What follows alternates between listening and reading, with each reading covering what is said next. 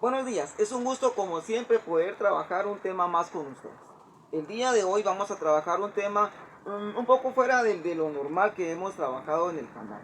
Nos hemos enfocado tal vez en temas un poco más complejos, pero a veces con los temas que son un poco más sencillos, más útiles de trabajar, a veces se pueden omitir, asumiendo de que ya conocemos esos parámetros o ya conocemos esos temas.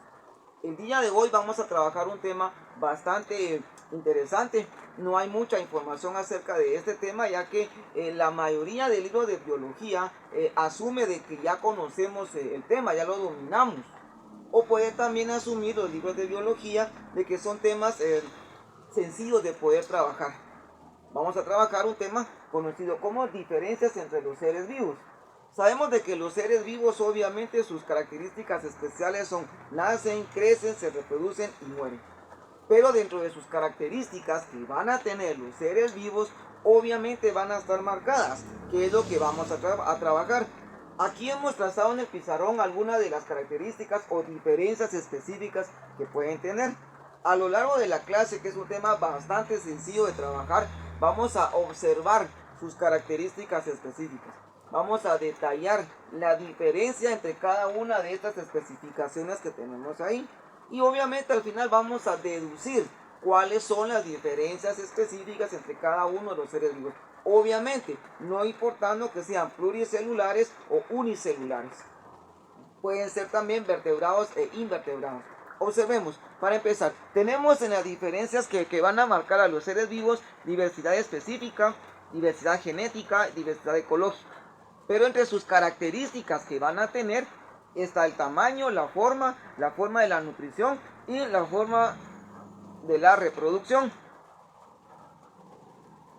En el canal hemos observado de que hay varias formas de reproducción de los seres vivos, sexual y asexual, meiosis y mitosis.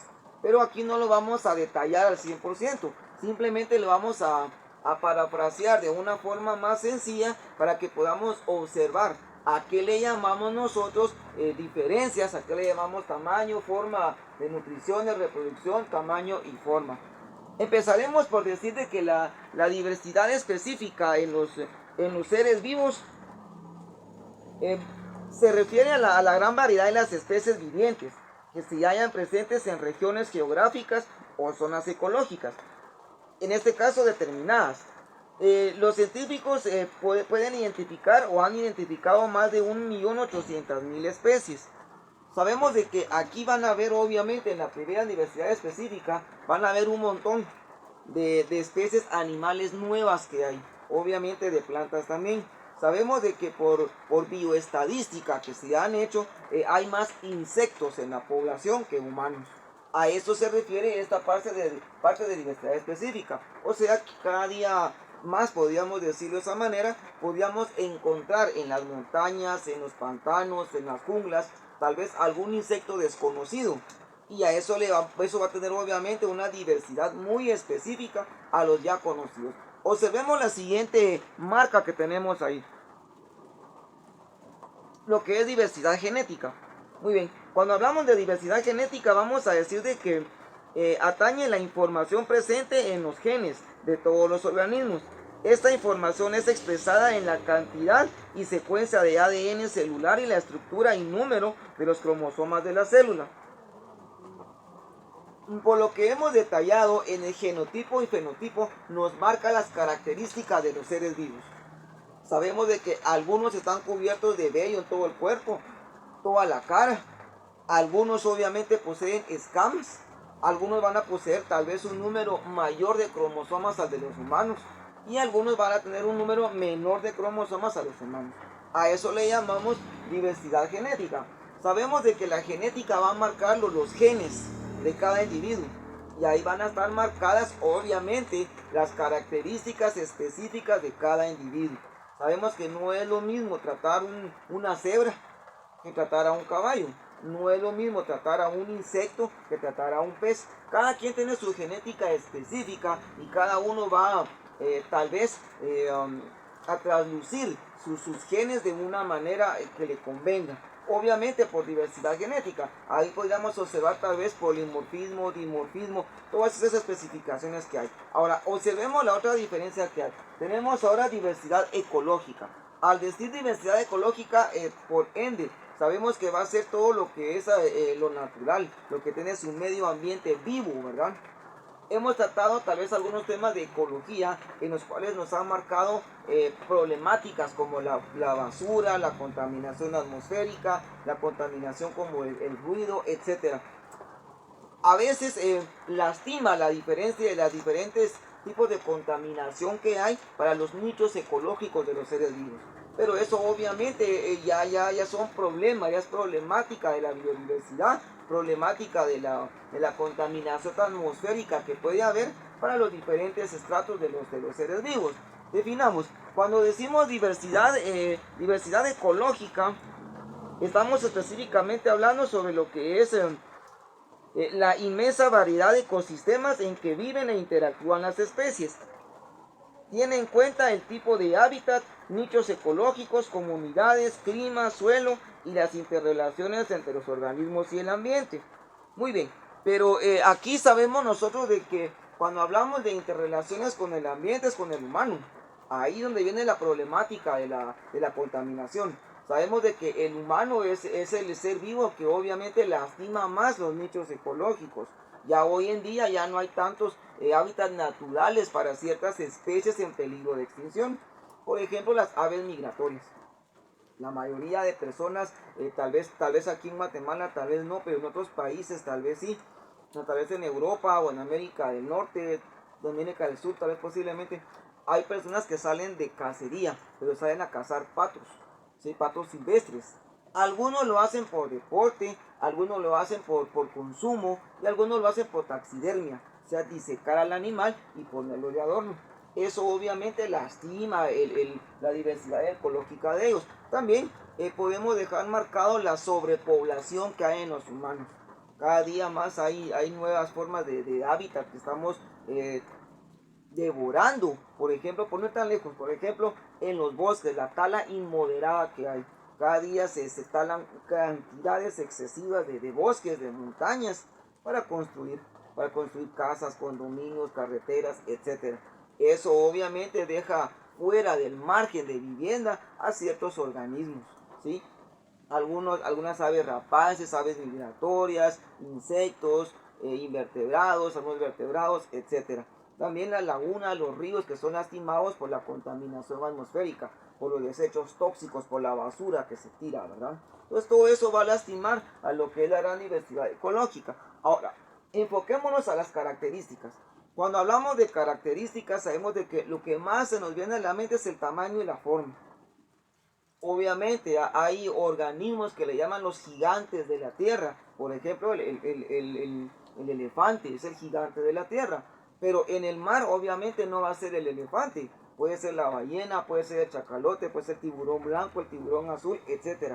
Y con los insectos sucede lo mismo. Entonces vamos a estudiar las características que tiene. Aquí dejamos marcados tamaño, forma de nutrición y forma de reproducción. Añadamos un poco de información sobre lo que sería el tamaño de los seres vivos. Cuando hablamos acerca del tamaño, nos referimos a la dimensión o volumen de algo en los seres vivos. Es muy variable. Los más pequeños son las bacterias. Miden alrededor de 1/1000 de milímetro, o lo que solo se puede ver con ayuda de un microscopio. El animal más grande del planeta es la ballena azul, que puede medir hasta 33 metros de longitud. La planta más grande es la secuoya gigante, que puede alcanzar a casi los 100 metros de altura. Muy bien, eso sería con relación a lo que es el tamaño, ¿verdad? Altura. Pero también lo podemos ver en sus tamaños de milésimas de tamaño, como las bacterias, los microbios, los hongos, etc. Hay hongos que obviamente son hongos que están lastimosamente en la piel, están algunos en la sangre también posiblemente, ¿no? Entonces, a eso nos referimos cuando decimos organismos unicelulares y microscópicos. Ahí entra el factor de la microbiología, que es un mundo extenso completo, ¿verdad? Muy bien. Ahora, veamos lo que es la forma. Sabemos de que cada organismo tiene una forma variada, de una forma muy diferente. No es lo mismo tratar a un protozoo y tratar a una mariposa, la forma obviamente es diferente al 100%. Parafraseémoslo un poco más sencillo sobre lo que es la forma. Cuando hablamos de la forma nos referimos a la figura o al aspecto exterior de un ser. La forma de los seres vivos es muy variable. Los más sencillos como las bacterias o algas microscópicas tienen formas redondas o cilíndricas, pero en los más complejos existen infinidad de formas. Bien, sabemos de que la mayoría de los microbios, de los microorganismos, sus formas obviamente son un poco variadas. Están los cocos, están los bastones, los ciliados, las esquiroquetas, todos esos que hay. Pero también podemos ver diferencias entre las mariposas, entre las hormigas, entre los gusanos, etc. A eso nos referimos con la forma. Observemos la forma de nutrición. Sabemos de que existen organismos que se van a alimentar autotrófamente y heterótrofamente. Y los macrófagos también, ¿verdad? Que es un tema bastante explícito donde consumen otro tipo de alimentos. ¿A qué le llamamos nosotros la forma de la nutrición para los seres vivos?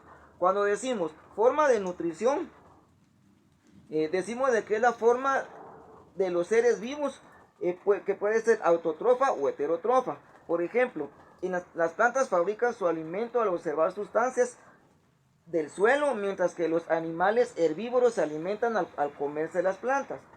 Muy bien, cuando hablamos nosotros de autotrofía, es la forma en que ellos mismos consumen su alimento, ellos mismos se van degradando ellos mismos.